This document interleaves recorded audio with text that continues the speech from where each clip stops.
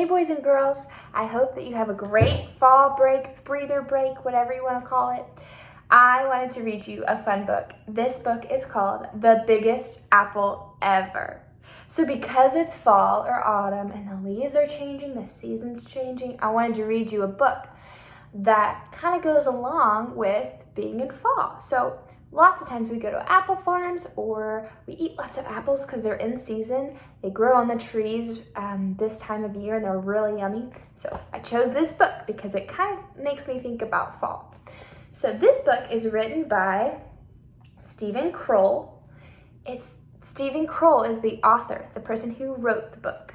The person who illustrated or drew all the pictures is Jenny Bassett. All right, let's read The Biggest Apple Ever. Once there were 2 mice who fell in love with the same apple pie. But you had to be there to see how it happened. How silly. Let's see if they tell us. On opening day at Mouseville School, the principal, Mr. Mouser, made an announcement. We will be learning about apples this fall, and to get things started, we will have a contest. Whoever brings in the biggest apple to his teacher will win a special prize. The judging will take place on Friday. Good luck to everyone.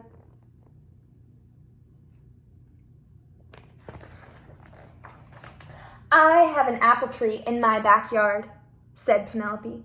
I bet it has really big apples. There's an apple tree across from my house, said James. I'm going to climb it as soon as I get home.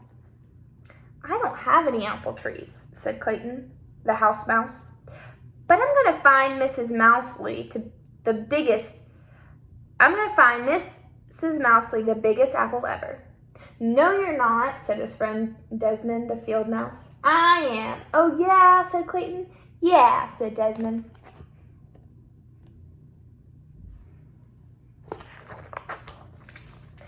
All the way home on the school bus, Clayton and Desmond talked about the contest. Maybe I could grow an apple tree with really big apples, said Clayton. It takes too long, said Desmond. I heard Mrs. Mousley say 6 years. I'll think of something, said Clayton. So will I, said Desmond. So do they have 6 years before the contest? No, they only have until Friday. I think this probably happened maybe on a Monday. So they have Monday, Tuesday, Wednesday, Thursday, Friday. 4 days until the contest. It's not enough time. They have to find the biggest apple ever. Remember a couple weeks ago, we compared sizes, smallest, middle, biggest.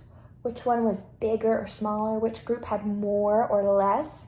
We've been talking about that. Which numbers are higher or lower? Which number has more or less? Remember those words? All right. When Clayton got off the bus, he sneaked back into town to see what Penelope and James were up to. Penelope had come down from her tree. She was carrying 2 tiny apples. Tiny is another good word for small. So her apples were kind of small. James was still up in the tree across the street. He was picking very small apples. Clayton knew he'd seen bigger ones at the market. When Desmond came by a little later, he realized the same thing.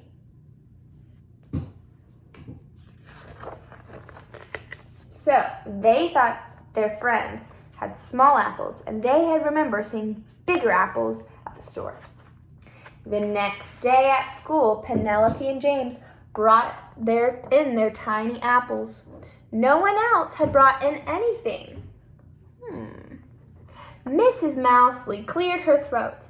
Class, we have a lot of work to do to start the year. But because we're learning about apples and having an apple contest, we will go to Barnaby's orchard this afternoon. Have you ever been to an apple orchard? It's so fun. You get to pick apples and they grow apples. There's lots and lots of trees and they all have different types of apples on them. Everyone got very excited. "I'm going to find the winning apple," said Clayton. "I'm going to find the winning apple," said Desmond.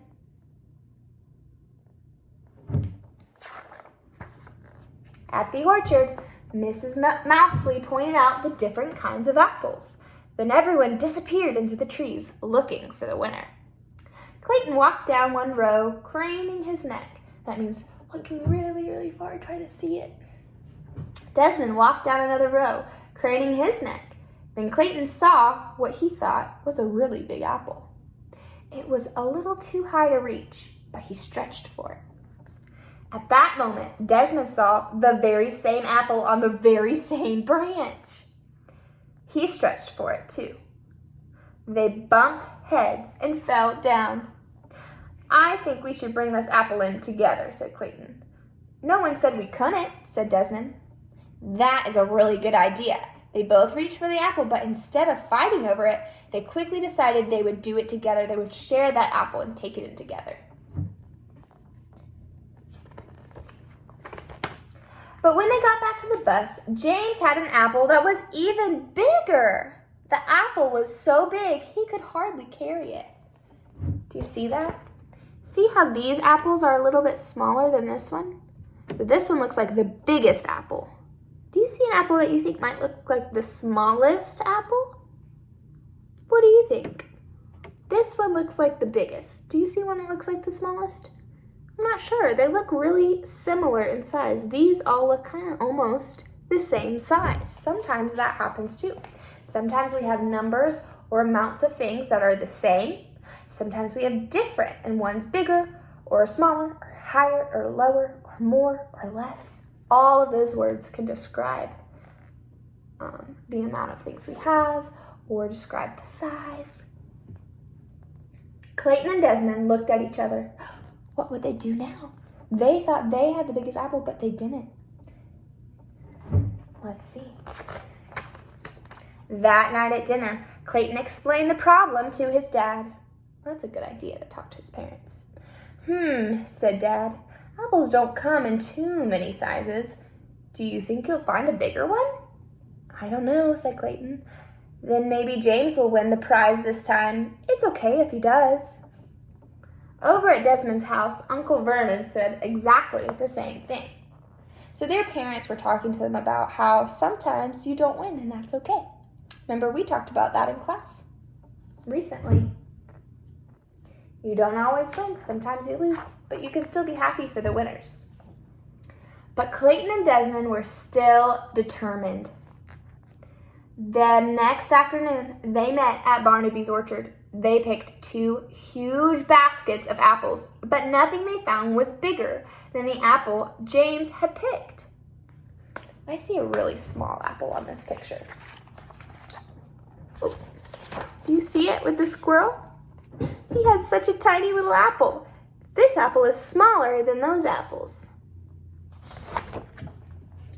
You know, said Clayton, I think Dad was right. This time James gets to win, but we've got all these apples. Why don't we make a big apple pie? Desmond laughed. Great! Let's bake the biggest apple pie ever, and we'll make it for our class. Clayton nodded. I think I know where we'll find a pie pan that's big enough. Can you predict or guess where he might find a pan that's so big? I'm not sure. Let's find out. The following afternoon, Desmond arrived at Clayton's house with Uncle Vernon. Everything's packed up and ready, said Clayton. It's all in Dad's truck. But where are we going? Desmond asked. You'll find out in a minute, said Clayton.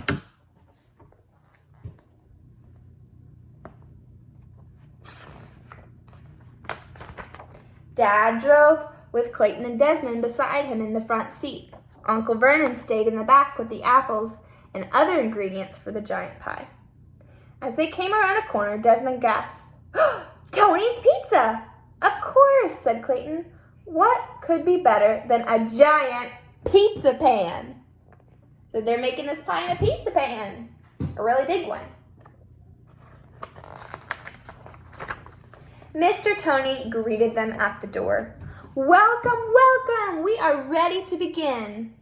And so they got to work, making the dough for the crust, kneading it, rolling out half into a big circle, spreading it over the deep dish pan. See how they're rolling out half of the crust? Remember we talked about halves and wholes? So one of these crusts is a half, and two halves make one whole pie. So one half of the crust is on top, one half of the crust goes on top, or goes in the pan and then on top, and then that makes a whole pie. And they're making it into a shape of a circle. Then everyone peeled and sliced the apples, mixed them together, the sugar and spices, and spread the rest of the dough on top. "Wow," said Clayton and Desmond when they were finished. "Wow, wow, wow." "An hour," said Mr. Tony. "Give me an hour." The giant pan just fit into his oven. So just barely was big enough to fit the pie into it. The next day was Friday. Who would have the largest apple? James, of course. And Mr. Mouser handed him the prize. A cheddar cheese apple. Because they're mice and they like cheese, so the apple was made out of cheese. It was cheese looking like an apple. How silly. Mr. Mousley looked surprised. "Clayton? Desmond? Nothing from you?" The two of them grinned. At the same moment, the classroom door flew open. In came Clayton's dad, Uncle Vernon, and Mr. Tony, struggling to carry the giant pie by themselves. Look how big that pie is. "How wonderful," said Mrs. Mousley. "That's the biggest apple pie ever." "We made it for the whole class," said Clayton. "All of us together," said Desmond. They shared a high five, and everyone in the class had a very big slice. How fun. So they didn't win the contest, but they decided to do something even more fun. And you know what? That pie made all of their classmates and teachers really happy. It served them and blessed them. That was a really good idea. I hope you liked the book, The Biggest Apple Ever. Have so much fun on your break. Bye.